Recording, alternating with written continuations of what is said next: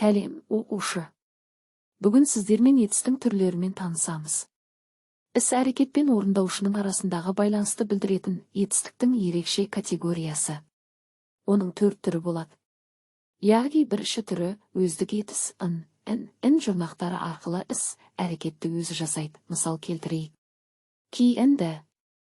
Екінші түрі өзгелік етіс. Қыз-кіз, гіз, дар. Жұрнақтары көбірек. Сондықтан есте сақтап алайық. Оқытты, кигізді, алдыртты мұна іс-әрекетті өзге адамға жасатып отыр. Үшінші түрі ырықсыз етіс.